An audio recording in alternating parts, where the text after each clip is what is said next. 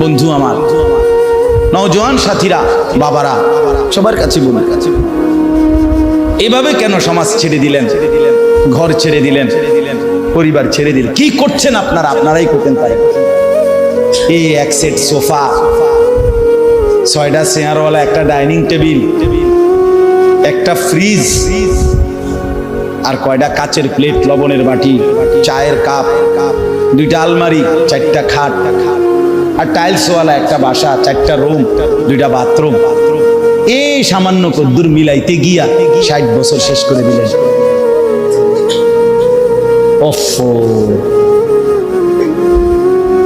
এই এত লম্বা হায়াত, এতগুলো সপ্তাহ, মাস, বছর, এটুকুতেই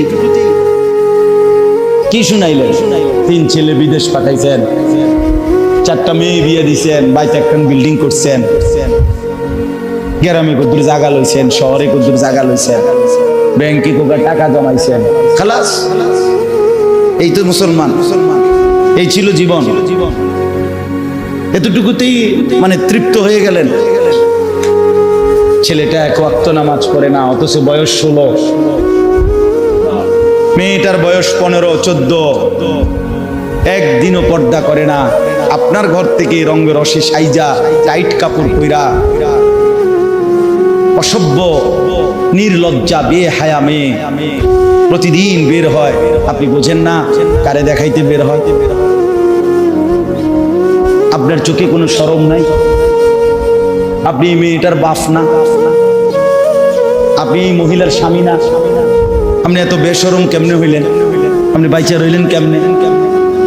রাসূলুল্লাহ সাল্লাল্লাহু আলাইহি ওয়াসাল্লাম বলেন, কসম আল্লাহর, এটা হাদিস, যেই পুরুষ তার স্ত্রী সন্তানের জন্য অশ্লীলতা, বেহায়াপনা, নাফরমানি, বেপরদিগি পছন্দ করে, মেনে নেয়, স্বীকৃতি দেয়, আল্লাযী ইউকিররু আহলাহু আল খুবুস, নবীজি বলেন সেই পুরুষ দাইয়ুস। আর আল্লাহর নবী বলছেন দাইয়ুসের জন্য জান্নাত হারাম। দাইয়ুসের জন্য জান্নাত হারাম। এই জন্য ছেলেদেরকে বলি, ভাইয়া নষ্ট হয়েও না। আমার নওজোয়ান ভাইয়া, নিজেরে বরবাদ করো। এত বেডির দরকার নাই, পারতা না, কোনো দরকার নেই। শুধু এতটি বেডি লইয়া কোনো কাম হইতো না। সারা দিন সারা রাত মোবাইলে বেডির ছবি দেখো না, এত বেডি বেড হইতে লাগে না। এত নারী দরকার নেই। জীবন মানে শুধু নারী না, পৃথিবীতে আসার উদ্দেশ্য শুধুই নারী না। এক মহিলার ছবি, মহিলার সাথে প্রেম, এক নারীর দিকে নিয়ে সারা দিন রাত। নারে দোস্ত, মানুষ এত মাতাল হওয়ার কথা না, এত পাগল, এত তার সিরা মানুষ হয়। নারী তো প্রয়োজন মানুষের মধ্যে ক্ষুধার চাহিদা, এটা কে দিছে? তো পূরণের ব্যবস্থা আল্লাহ রাখছে। মানুষের মধ্যে পানির তৃষ্ণা, এটা কে দিছেন? তো এটা পূরণের ব্যবস্থাও কে রাখছেন? মানুষের লজ্জাস্থানের চাহিদা, শাহওয়াত, এটা আল্লাহর দেওয়া। কার দেওয়া? তো এটা পূরণের হালাল পবিত্র ব্যবস্থাও আল্লাহ রেখেছেন কিনা বলেন? তো তাইলে আর সমস্যা কি? এর জন্য এরকম কুত্তার মতো হয়ে যাওয়ার অর্থটা কি বেটা? 24 ঘন্টা নারী, ছবি, নর্তকী, নাচ, গান, জিনা, ব্যভিচার, অশ্লীল দৃশ্য আর মেয়ের পিছনে পড়ে থাকার মধ্যে সার্থকতাটা কি বেটা? এমন সুন্দর যৌবন, 16, 17, 18, 20 বছরের এমন সুস্থ সবল শরীর, দেহটাকে বাপ কেমনে নষ্ট করে দিলা? কেমনে নষ্ট করে দিল? আমি বুঝি না এটা কি হায়াত নষ্ট করে দিল, কি চমৎকার জিন্দেগিটা শেষ করে দিল। হায় হায় হায়, আল্লাহ আমাদেরকে মাফ করে দেন। যে ভাইরা উদ্যোগ নিছেন, আল ইসলাহ পাঠাগার, মাশাআল্লাহ, সংশোধন, আগে ফিকির করবেন। শুধু কেবল ফেসবুক, শুধু মোবাইলে ছবি আসলো, ইউটিউবে ছবি আসলো, ফেসবুকে এই করেছেন সেই করেছেন, শুধু এতটুকুতেই খুশি হইবেন না। বরং নিজের সুন্দর, নিজের আখলাক, নিজের পরিবর্তন, নিজের সেজদা, নিজের নামাজ, নিজের বন্দিগি, এটার দিকে নজর রাখেন। আমরা এই করেছি, ওই করেছি, মানুষের কল্যাণে এই করেছি, মানুষ কিন্তু আমনেও কথা কয় না, আপনি নিজেও তো কি নিজের কল্যাণের ফিকির করে, নিজের ফিকির করে। আল্লাহ আপনাদেরকে উত্তম ভাবে তৌফিক দান করে। তাহলে আমার বক্তব্যটা ছিল এটাই, ইসলাহ সংশোধন করতে হবে নিজের, এক নম্বরে। আর প্রথম সংশোধন ঈমান আকীদা। প্রথম সংশোধন কিসের? 2 নম্বর ইবাদত, মানে আমল। 3 নম্বর হলো মুআমালাত, লেনদেন। আমরা চলতে গিয়ে জীবন চলার পথে জমির বেচা কিনা, এরপরে আমাদের সমস্ত উৎপন্ন কর্ম, আমরা যে উপার্জন করি, উপার্জনের যার যেটা পন্থা, চাকরি বলেন, ব্যবসা বলেন, ক্ষেত বলেন, যেটাই বলেন, যে যেমনি রোজগার করে, এর রোজগার মানেই লেনদেন। রোজগার মানে কি? কেউ পণ্য দেয়, কেউ টাকা দেয়, কেউ শ্রম দেয়, কেউ মজুরি দেয়, এই না কথাটা? মানে লেনদেন হয় এখানে। আমি শ্রম দিচ্ছি, আপনি আমারে পারিশ্রমিক দিচ্ছেন। আমি মাল দিচ্ছি, আপনি আমারে কি দিচ্ছেন? টাকা দিচ্ছেন। আমি জমি দিতেছি, আপনি আমারে মূল্য দিতেছেন, মানে লেনদেন। এইটাই মুআমালা। এইটাকেও সংশোধন করা আছে। এটার মধ্যে কোনো হারাম আছে কিনা, সুদ আছে কিনা, ঘুষ আছে কিনা, অবৈধ উপার্জন আছে কিনা, হারাম আছে কিনা, এটাকে বাছাইতে সংশোধন। আপনি যেমন কোম্পানি বলছে আপনারা এভাবে আমরা কিস্তি দেব, আপনার থেকে এভাবে টাকা নেব, আপনি এটা তো কোম্পানি না বলছে। আপনার উচিত একজন আলেমে দ্বীনকে জিজ্ঞেস করা যে হুজুর আমার দোকানের ব্যবসাটা হলো এই, আমারে এই কোম্পানি এভাবে মাল দিতে চায়, এভাবে টাকা নিতে চায়, আমার এটা দেওয়া নেওয়া ঠিক হবে কিনা? এটা কি 10টা মিনিট, আধা ঘন্টা একজন আলেমের কাছে জিজ্ঞেস করে নেওয়া যাইতো না? কথা বলেন না কেন? না, কিন্তু আপনি দেখেন এটা জিজ্ঞাসা করতে রাজি। আমার সম্পদের উপরে এটা জিজ্ঞাসা করা উচিত যে আমার লেনদেনটা সহি কিনা। এই যে আমাদের সমাজে যুগ যুগ ধরে বন্ধকের যেই সিস্টেম আজও বদলানো যাচ্ছে না, অথচ এটা 100 যে আধা 30 শতক 20 শতক আধাখানি জমি আমনে আমি দিলাম, আর আমনের থেকে আমি 50,000 টাকা নিছি বা 1 লাখ টাকা দিছি, বিনিময়ে আমনের কাছে আমি 20 শতক জমি কি রাখছি? বন্ধক রাখছি। আর আমনের থেকে আমি টাকা নিছি 50,000। এখন আমাদের দেশের নিয়ম কি? যে যতদিন পর্যন্ত এই 50,000 টাকা সুদ না করবে, তারপরে না দিতে পারবো, অতদিন এই 20 শতক জমি উনি ভোগ করবে। এটা না নিয়ম? এটা 100 হারাম। 100 হারাম, হারাম হারাম হারাম। এটা হারাম ব্যাপার, হারাম খাইলা তুমি, হারাম খাই। যদি বলেন ওমা আপনি নতুন করে এই কথা কইলে ওই বলি হুজুর, না আমি নতুন করে কইলে ওইতো না জানতা, আপনি আপনার পুরান কথা খায় না, অসুবিধা, আপনাদের মানা করছি, আমি তো জামুগা। এখন বয়ান শেষ হইলে তো আমার গাড়ি রেডি, আমি দৌড় কুমিল্লা, আমি কিত্তাম আপনার কান্দে লই বই থাকি। আপনারে বললাম।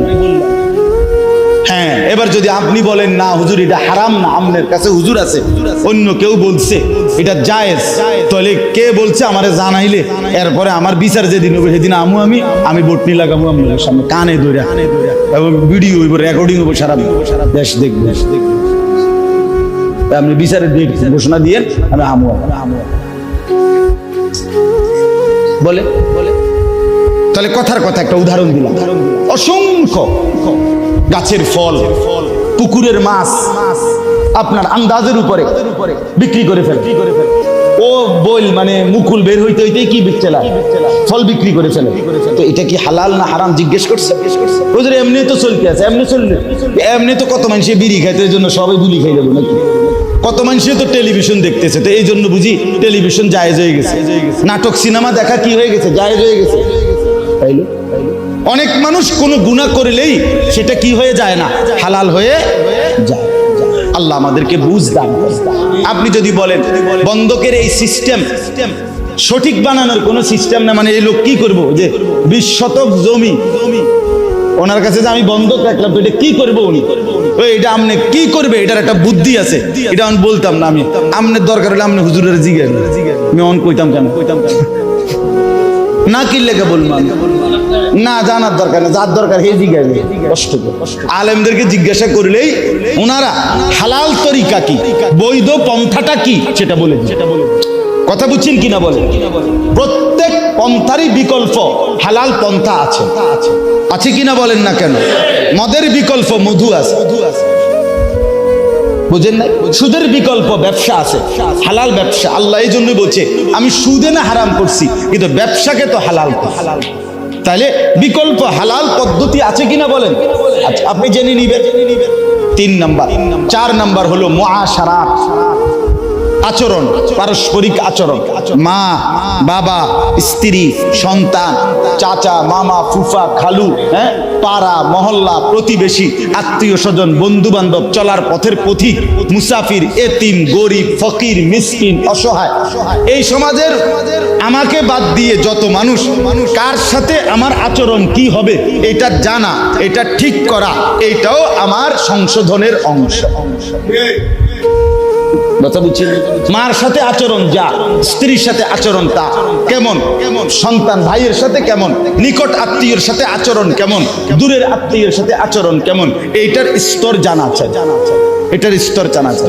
মাকে প্রাধান্য দিয়ে স্ত্রীকে জুলুম না করা, স্ত্রীকে প্রাধান্য দিয়ে মার উপরে জুলুম না করা, প্রত্যেককে তার হক আদায় করা। এই আল্লাহ আমাদেরকে বুঝ দান করেন। 5 নাম্বার হলো আখলাক, আমাদের অন্তরের ভিতরে চরিত্র। প্রত্যেক মানুষের অন্তরে 2 রকমের চরিত্র আছে, কিছু মন্দ চরিত্র, কিছু উত্তম চরিত্র। মন্দ চরিত্রগুলো সরিয়ে ফেলা, আর উত্তম চরিত্রগুলো নিজের মধ্যে তৈরি করা, সংশোধন করা। যেমন আপনার মনে করেন কৃপণতা, এ মানুষের ভিতরে থাকে, কৃপণতার একটা অভ্যাস, এটা একটা মন্দ চরিত্র, এটা দূরে সরানো উচিত। দানশীলতা, পরোপকার, এটা একটা উত্তম চরিত্র, এটা আনয়ন করা উচিত।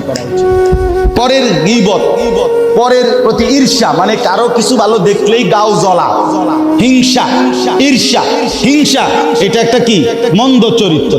অপরের কল্যাণ দেখে খুশি হওয়া, এটা একটা উত্তম চরিত্র। তাহলে ওই মন্দটা সরানো, উত্তমটা আনা, এটা আমাদের দরকার।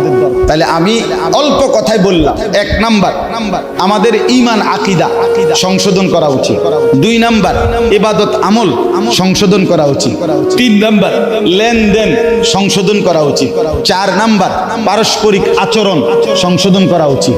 5 নাম্বার আখলাক, মানে ভেতরের চরিত্র সংশোধন করা উচিত। তাহলে ইসলাহি মাহফিল এবার বলেন তো কি পরিমাণ দরকার?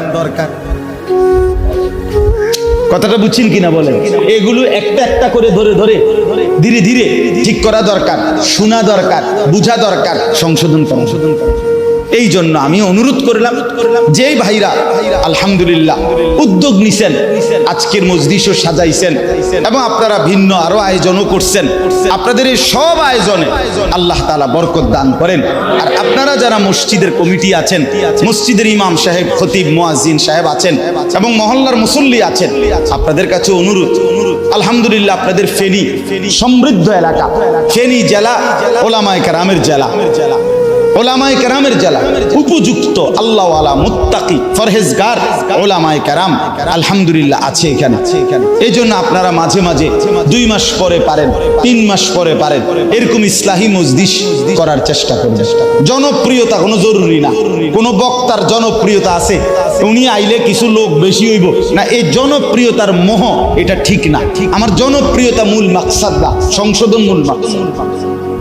কথা বুঝছেন কিনা? এই কাজেই 50 জন হোক, 20 জন হোক, 10 জন হোক, মুসল্লিরা আপনাদের যদি একটা একটা ওযু, গোসল, নামাজ, সূরা, কেরাত, দোয়া, কালাম, আপনাদের ঈমান, আকীদা, লেনদেন ধীরে ধীরে সুন্দর হয়, ঠিক হয়, সামান্য একটু খেয়াল করলে হয়তো অনেক কিছু ঠিক হয়ে যাইত, কিন্তু আপনি খেয়াল করছেন সেজদার মধ্যে পিছন দিয়ে যদি 2 ঠ্যাং উঠতে যায়, দোনো পাও একসাথে উঠে যায়, নামাজ একেবারেই বাতিল, নামাজ আর হবে না। ওই নামাজ সৌসেজদা দিলে হইতো না, নামাজ এটা একবার বাতিল। এখন আমি নিজ চোখে দেখছি, আপনারা একটা দিন একটা মসজিদের সেজদার পরে এটা ভিডিও করাইয়া দেখেন যে পিছি দিয়ে কি হয়।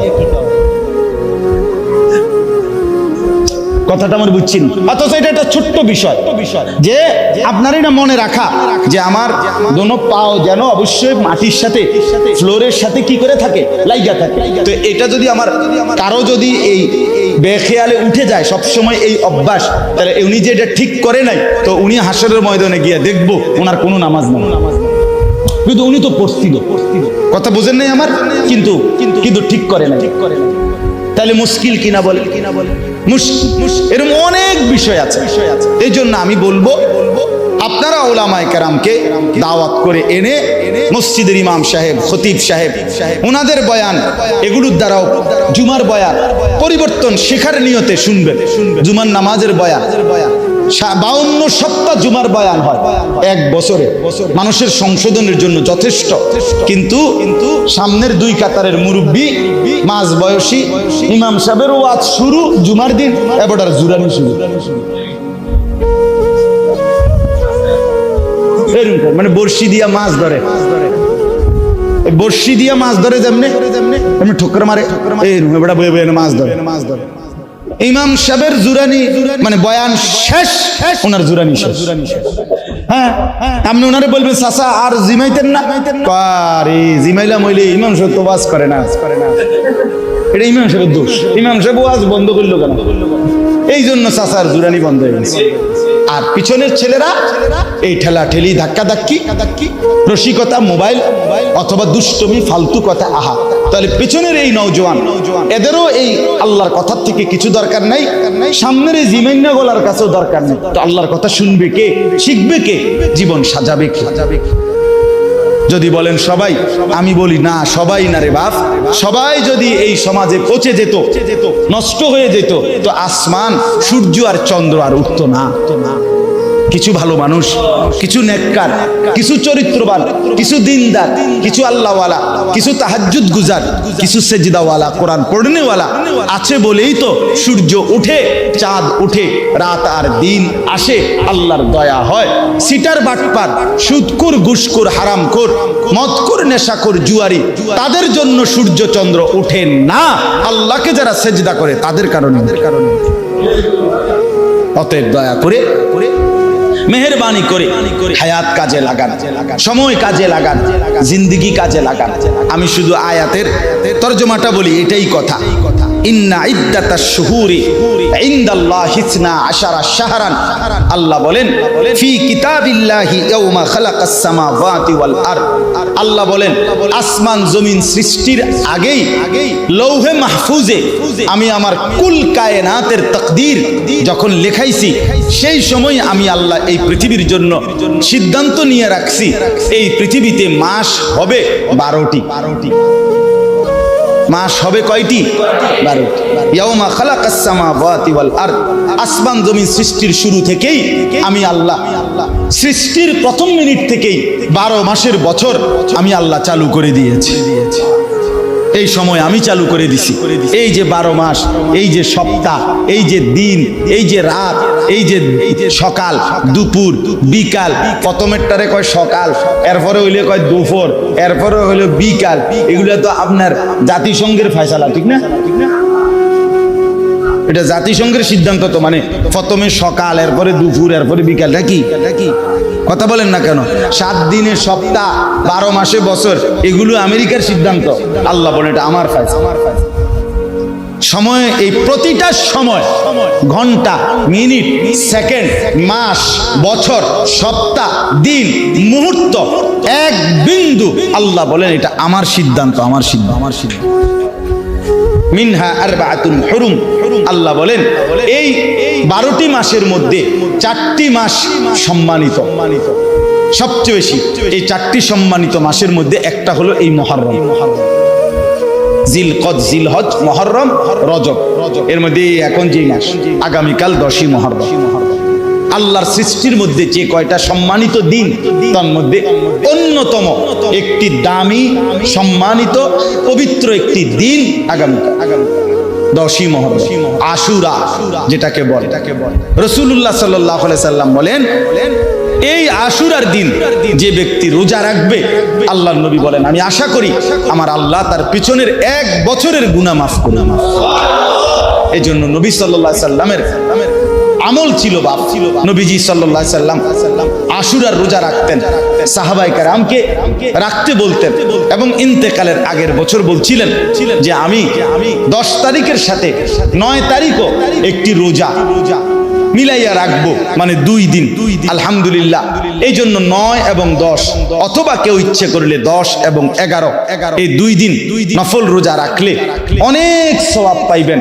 নবীজি বলছেন রমজানের পরে বাকি 11 মাসের মধ্যে সবচেয়ে শ্রেষ্ঠ নফল রোজা হলো এই মুহররমের রোজা। আফদালুস সিয়ামি বাদা রমাদান শাহরুল্লাহিল মুহাররম। আলহামদুলিল্লাহ, আমরাও চেষ্টা করছি। আমি রোজা ছিলাম, ইফতার করছি দেখেই একটু দেরি চাই, নাই তো আমি জাস্ট টাইমে আসতে পারতাম। তো এই জন্য আপনাদের কাছে অনুরোধ করলাম, যারা আজকে রাখছেন কালকে আরেকটা রাখবেন ইনশাআল্লাহ। যারা পারেন নাই, যারা চেষ্টা করেন কালকে বুধবার, তারপরের দিন বৃহস্পতিবার, এই 2 দিনের 2টা রোজা রাখতে অনেক বড় সওয়াব পাবেন। স্ত্রী, সন্তান, ঘর পরিবারের মা বোনদের কাছেও বলবেন। সর্বশেষ কথা হলো যালিকা দ্বীনুল কাইয়্যিম। আল্লাহ বলেন এই মাস, বছর, ঘন্টা, মিনিট, সেকেন্ড এবং সম্মানিত 4টি মাস, এই সব কিছুই আমি আল্লাহর অকাট্য বিধান। অতএব তুমি রাতকে ডবল একসাথে আনতে পারতা না, দিন ডবল একসাথে আনতে পারতা না, তুমি কোনো ঘন্টা আটকাইতে পারতা না, তুমি কোনো মিনিট থামাইতে পারবেন? আল্লাহ চাইলে পারবে, আর কেউ পারবে? আল্লাহ কোরআনে বলছে আমি যদি রাত টেনে লম্বা করে কিয়ামত পর্যন্ত রাত বানিয়ে রাখি, কুল আরাআইতুম ইন জাআলাল্লাহু আলাইকুমুল লাইলা সারমাদান ইলা ইয়াউমিল কিয়ামা মান ইলাহুন গায়রুল্লাহ ইয়াতিকুম বিদিয়াইন। কে আছে আমি আল্লাহ ছাড়া আগামী কালকের ভোর এনে দিব? বলেন তো, আছে কি কেউ? আছে কেউ? বলেন বাপ। অতএব আল্লাহ বলছেন এটা আমার অকাট্য বিধান। রাত্র আমি আনি, দিন আমি আনি, বছর আমি আনি, মাস আমার বাপ। এই শেষ কথাটা শুনেন, আল্লাহ কোরআনে বড় আমাদেরকে আদেশ করছেন ফালা তাজলিমু ফীহিন্না আনফুসাকুম। অতএব আমার বান্দা, যেহেতু তুমি বুঝেছো যে মাস, বছর, সম্মানিত মাস অথবা ঘন্টা, মিনিট, সেকেন্ড, সময় সবটাই আমি আল্লাহর। অতএব আমার সময়ে, আমার দেওয়া সময়ে, আমার দেওয়া হায়াতে তুমি নিজের উপরে গুনাহ করে জুলুম করো না।